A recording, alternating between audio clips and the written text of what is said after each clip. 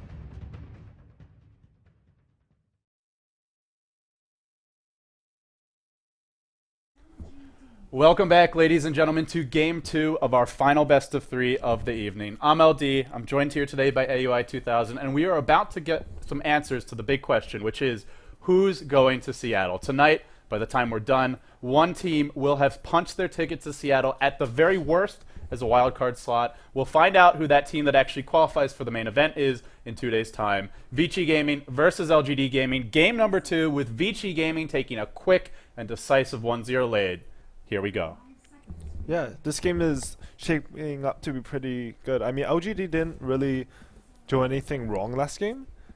Just the rotations by VG were just too good, and then when your Darkseer sort of gets killed by like that by Shadow Demon, it sort of swings the momentum of the game. Shadow Demon was ridiculously high level. For a little bit, I think he was higher level than the Alchemist, and he was a hero they didn't give lane XP. Yeah, he was level 6 at 11 minutes, which isn't that great for a support. It's okay, but he was constantly moving. Like you said, wasn't getting any pulls, wasn't getting any stacks, and was key. He won them both solo lanes. They were already winning those lanes, but he completely cemented the advantage. And one thing I forgot to mention last game was that VG was very smart about their supports. Once Shadow Demon was super farmed, they just had Visage go pull bottom to get his level 6. And then once you have that Shadow Demon level 6, Visage level 6, it's very easy for them to go around making picks happen, and with a Clockwork 2, CTY he had, I think, triple the Clunk of CS with 11 denies on him, which is quite pretty ridiculous. Yeah, that's one of the most dominant lanes I think we've seen. CTY, this guy seems to dominate his lane every game. I'm actually starting to wonder if we're going to see him lose his lane. Maybe this is where, if you're LGD, do you want to try to do something? You have a lone druid, right? So he doesn't need that much help, assuming whether it's a Sylar lone druid or Yao one, they can leave it as a solo. That's a self-sufficient laner. Remaining. Is this where maybe you go for an early smoke gank on CTY? You try and bait him into a tower dive, have a TP ready on the support. Do they have to do something to disrupt his tempo, or do you think LGD can just play better and win the lanes? The thing about smoke ganks though is I sort of noticed in the eastern scene, smoke ganks mid have started to work a lot less. We used to have this like metagame where LGD.cn was very successful with smoke ganks, but I've talked with someone and they said as the Chinese sort of got better at dodging those early mid smoke ganks, they couldn't use that strategy anymore. And we'll log out of Steam here. Did have to restart Dota 2 and Steam. We're having some bugs, but shouldn't have any more notifications. So they're good at dodging smoke gank. Yeah. So like the thing is with a smoke gank is if it gets dodged, you're actually very crippled. It's not just like spending 100 on smoke. You're actually dedicating a lot of time. You miss maybe 2 pulls and a stack or something like that, and you're very far behind. Their offlane might get EXP once you reveal yourself mid. It's very costly, and supports right now in like how the game's developing they dictate the entire early flow of the game. I mean, sometimes the mids also do that, but a lot of times it's a support rotation. We sort of saw that with the Shadow Demon last game, and I guess the mid also did really well with C2I. I really like the fact that they're picking up Nyx and Visage together, just because Visage sort of makes up for Nyx's a bit. Yeah, same idea as the Keeper of the Light. Yeah. You get a strong laner that compensates for the fact that Nyx is not that strong in the late stage. But I really like it just for the all game actually. They have so much burst. And they're a very mobile squad between the familiars as well as Vendetta. They can be everywhere, or at least it feels that way. For Vici Gaming, they'll be the ones to go for the Kunkka. They also get the Clockwork as well as the Gyrocopter, so a lot of stuns, a lot of lockdown, a lot of AoE. The one thing I really like for LGD, you mentioned the 2 support picks, but I like the fact that they got Lone Druid. Because this hero has done a lot of work for them, and maybe a Sylar Lone Druid going mid is the answer to CTY. And I expect them to ban a Darkseer here, because I feel like they're aiming to aggressive and give Lone Druid that short lane, where I think Lone Druid beats everyone in the short lane except for Tron Protector.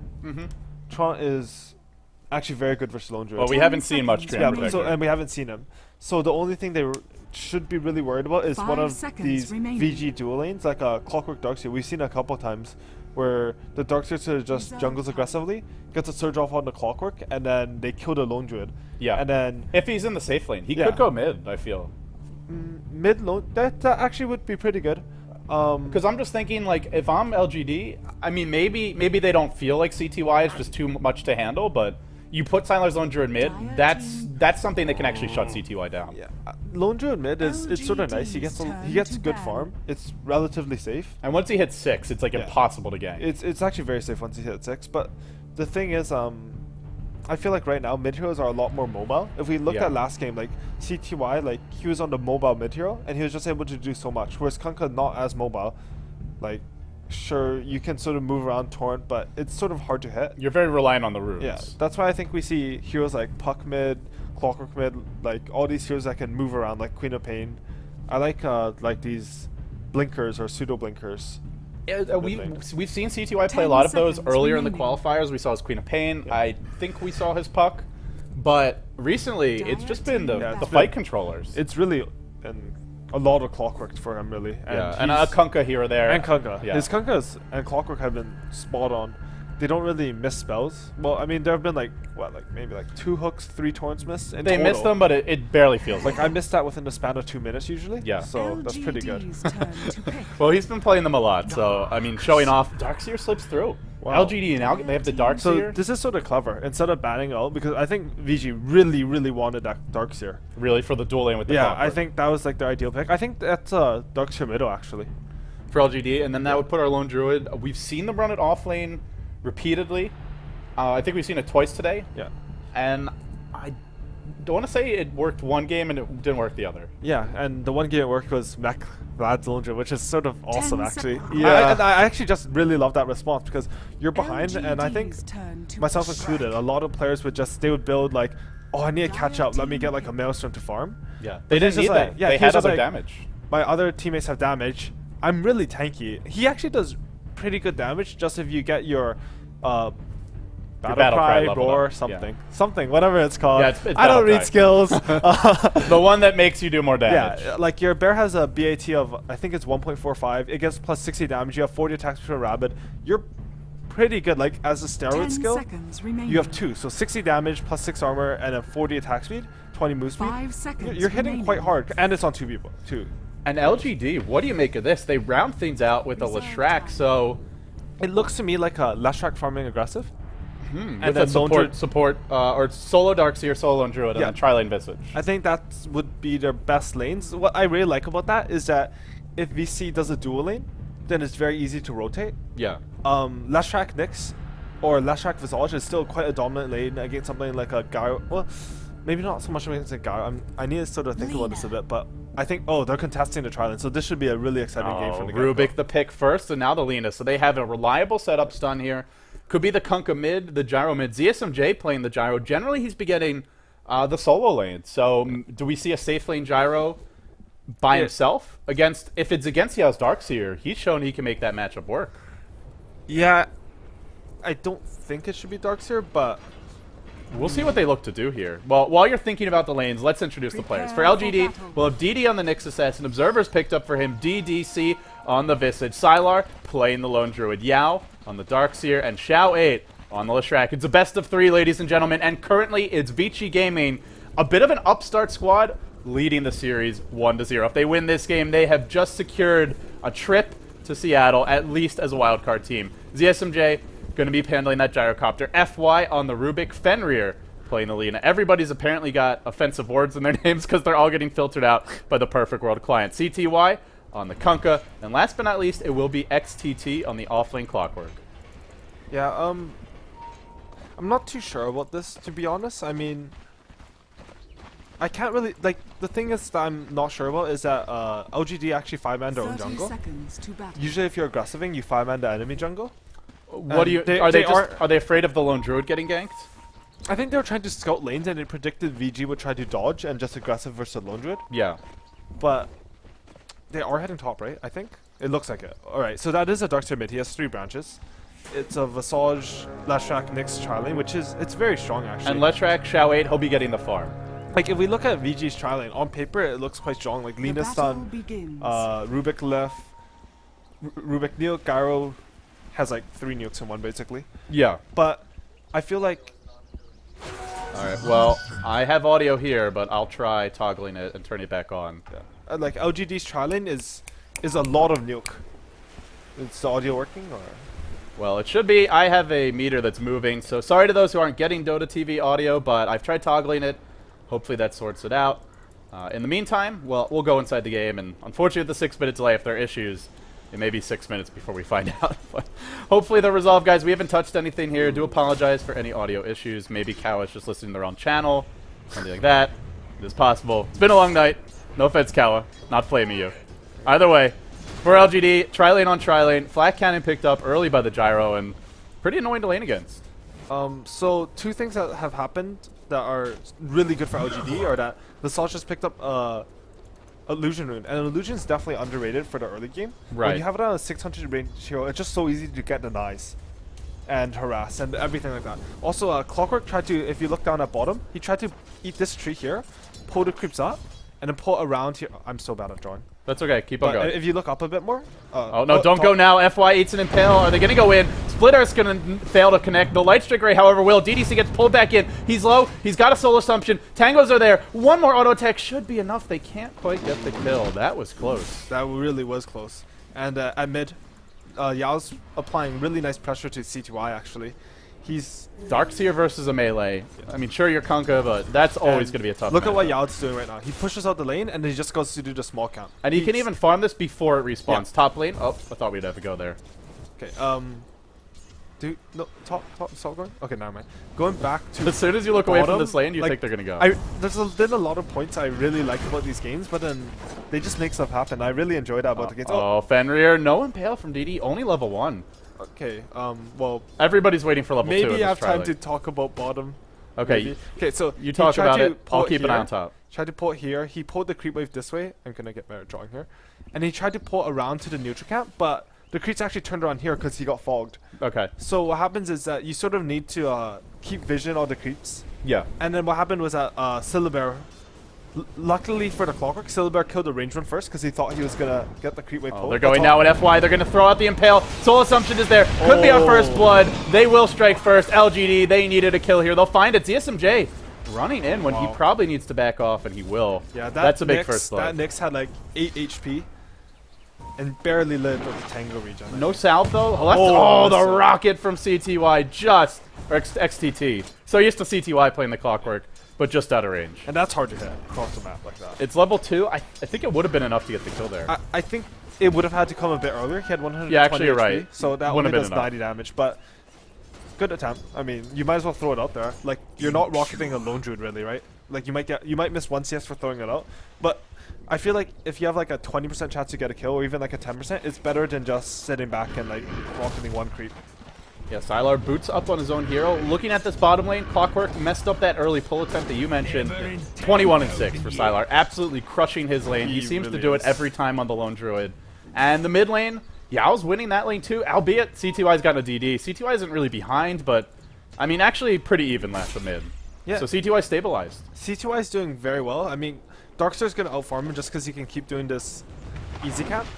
But whenever he goes to do that easy camp, C2Y sort of gets free CS against a Darkseer.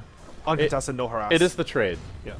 And with CTY, he can push the lane reasonably well while Darkseer is doing this. He can actually get some of these runes. 4-minute rune's going to spawn.